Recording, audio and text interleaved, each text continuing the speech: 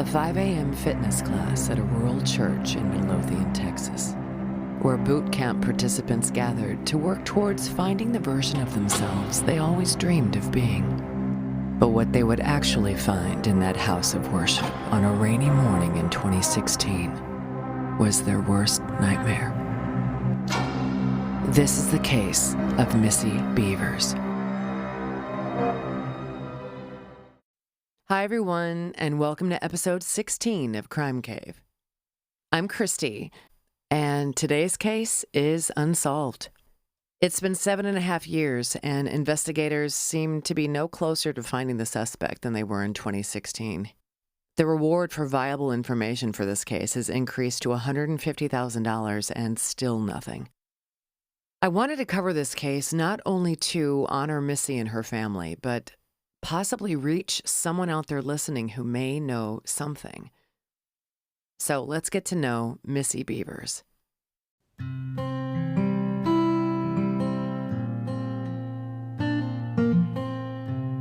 Terry Leanne Strickland, she went by Missy, was born on August 9, 1970, in the small town of Graham, Texas. She was the middle child between older brother Clifford and younger brother Clint. Her parents, James and Norma, raised their family in the even smaller town of Jacksboro. Missy was described as fun-loving, selfless, self-motivated, and charismatic.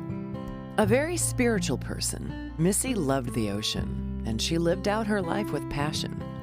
Her friends would say she never met a stranger. After graduating high school in 1988, she moved around a bit to a couple different colleges before landing on Tarleton State University, where she earned her Bachelor of Science degree in 1995. Without a solid plan yet as to what she wanted to do, she worked retail for a few years while she figured out her next chapter. It was during this time that she met her future husband, Brandon Beavers. By all accounts, her relationship with Brandon seemed to have a positive impact on her life, and the two married on June 20th, 1998. With a renewed sense of direction, Missy decided to go back to school for her teaching certificate, and she began working as a special education teacher. She enjoyed her work immensely and treated her students like they were her own. It wouldn't be long, though, before she did have her own, as Missy and Brandon were blessed with 3 daughters. Hannah, born in 2001, Allie in 2003, and finally Sarah in 2006. The couple raised their young family in Red Oak, Texas, 20 miles south of Dallas. Upon becoming a mom, Missy had made the decision to resign from her beloved teaching career so she could stay at home with her girls. After experiencing the typical physical challenges many women face after giving birth, Missy began a life-changing fitness journey. By making health and wellness a priority not only for her family, but for herself, she reached her ultimate weight goal, and in her 40s was in the best shape of her life. If you Google photos of Missy, you'll likely see her in colorful sports attire, showcasing her impressive, lean yet muscular physique that she worked incredibly hard to attain. Missy's transformation was so pivotal that she decided to use her experience to help others improve their lives through fitness as well. She became a certified personal trainer, first for Anytime Fitness, and finally for Camp Gladiator, a fitness company originated in Austin that offered boot camp-style workouts for men and women, held in parking lots, churches, and football fields. By 2016, 45-year-old Missy reveled in giving her all to inspire others to get fit and reach their optimum health, and had developed a large social media presence. Her firsthand experience with postpartum weight struggles, mixed with her teaching experience and zest for life, made her job at Camp Gladiator a perfect fit. On Monday, April 18, 2016, Missy was scheduled to teach a 5 a.m. workout in the parking lot of Creekside Church in Midlothian, Texas, about 20 minutes away from her home. The evening prior, when the forecast called for rain, Missy made a public Facebook post. "If it's raining, we're still training." At 3:30 a.m., her alarm went off and she got ready for her day. But unbeknownst to Missy, while she was on her way, someone else had arrived at the church even earlier.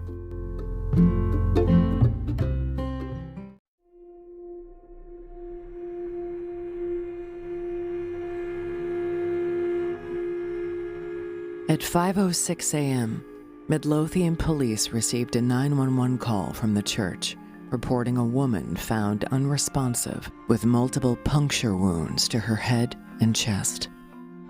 It was Missy Bevers.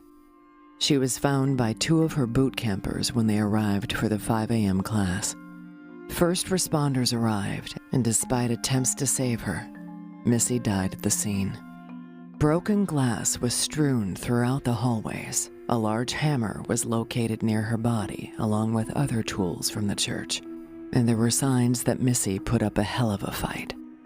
Police immediately began their investigation into this brutal and unlikely crime, and Missy's family was informed of the tragedy. Her husband Brandon was in Mississippi on a fishing trip when he got a call from one of Missy's students. He was told that there'd been a robbery at the church and that Missy was no longer with us. For the 8 agonizing hours it took for him to get back home, Brandon was stuck in a car, alone with his thoughts. The campers that discovered Missy's body were quickly cleared, and investigators turned their attention toward video surveillance. The church's outdoor cameras weren't working at the time of Missy's murder, but the interior cameras were. Here's what they found. At 3:50 a.m. on the morning of Missy's murder, someone had broken into a side door of the church and was roaming the hallways.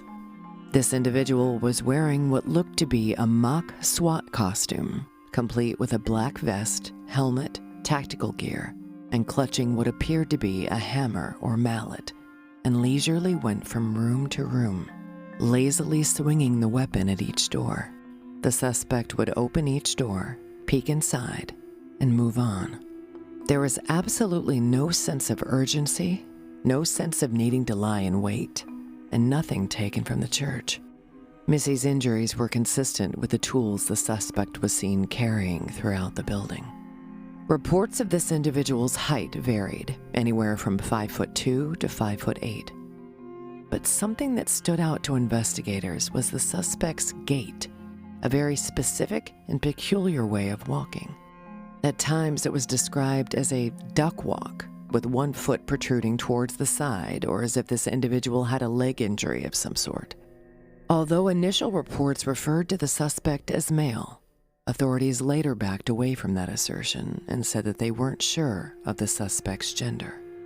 Further inspection of the video bolstered the possible theory that this could indeed be a female, wearing a bulky costume and oversized shoes. Now, as expected during these types of cases, the spouse is always considered a suspect, and Brandon was under intense scrutiny. During the investigation, it was alleged that the couple experienced some financial issues and that Missy had had an extramarital affair in 2014. However, Brandon knew about the infidelity, and text messages between the couple indicated that they were committed to working it out. But activity on Missy's LinkedIn profile shortly before her death allegedly uncovered flirtatious correspondence between her and a married man. Now, I'm fully aware LinkedIn is a strange place for that to occur, but it turns out that Missy shared with a friend that she was also getting bizarre messages from LinkedIn from a man she didn't know, and she described the messages as creepy. While Brandon readily answered questions during news press conferences and surrounded by family, another theory unexpectedly formed. During one of the news segments, as Brandon's father, Randy Beavers, accompanied his son to the microphone, it was discovered that Randy displayed a very peculiar gait. One might even describe it as a duck walk. Additional suspicion was raised when it was discovered that Randy had dropped off a woman's white XXL long-sleeve shirt to the cleaners a few days after Missy's death to have a large blood stain removed. Employees at the shop said it looked like someone had tried to remove the stain prior to bringing it in. But later, it was confirmed that it was not Missy's blood. In fact, it was not human blood at all. It belonged to a dog.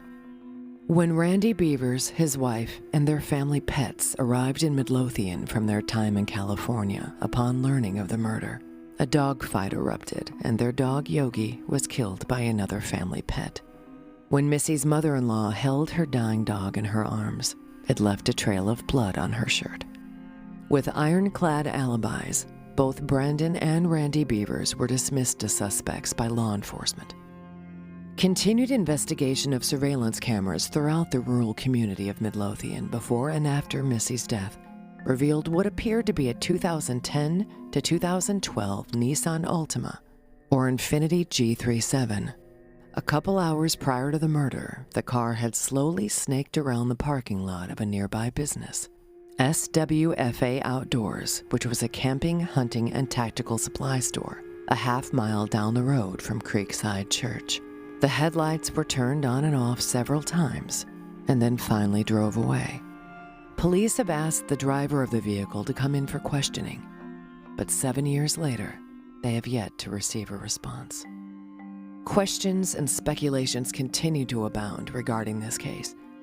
But what we can do here in the Crime Cave is just examine some of the theories. Was this person simply a deranged individual wanting to wreak havoc? Whether simple burglary or murder, and Missy was in the wrong place at the wrong time. But absolutely nothing was taken from the church. It was a Monday, so likely the previous day's offerings from the church service were still in the office, yet the money was untouched. Some speculated for a long time that this was a professional hit arranged by her husband Brandon as the spurned spouse, or by her father-in-law Randy to avenge his son for Missy's infidelity. If so, there was no attempt to hide. There was no indication that the suspect was waiting for someone to show up. If we go with the idea that the suspect was female, was this the jealous wife of someone Missy was involved with at some point? Was it an unhinged individual who was envious of her transformation and killed her in a fit of jealous rage? Who was the strange LinkedIn guy that sent her the creepy messages? Her social media presence was public and far-reaching. It wouldn't be hard to figure out where Missy was, and that she would be alone. In the last 7.5 years, Missy's family has been grieving and processing her loss. After her murder, Brandon states he was angry and went into defensive mode. He says that even though he knew he wasn't involved, others viewed him as the likely culprit in the small town. He went on to say, "I've always walked a fairly straight line in my whole life. You know, I was a Boy Scout. I've never really strayed outside of what was expected of me socially, as a son or as a father or husband. So to be considered a suspect in your wife's murder, through the interrogation and questioning process, it really, really put me in a dark place." Brandon still struggles with the way Missy has been portrayed by the media. Early on, the narrative that was crafted was that they were a couple with financial difficulties and marital infidelity. But let's be honest, it's not unusual to go through occasional financial hardship and complicated relationship issues. But when they're put under a microscope during a case like this, sometimes they are blown out of proportion. Right now, it's reported that Brandon comes across as a man who doesn't have the bandwidth anymore to care what others think about him. He says his first priority is his kids, and his second priority is the ongoing investigation. If you or someone you know has any information about the Missy Beevers case, you're encouraged to call the Midlothian Police Department Criminal Investigation Division at 972-775-7634 or Crime Stoppers of Ellis County at 972-937-PAYS. There's a $1,000 reward offered by Crime Stoppers and another independent reward of $150,000 for any information leading to an arrest and conviction.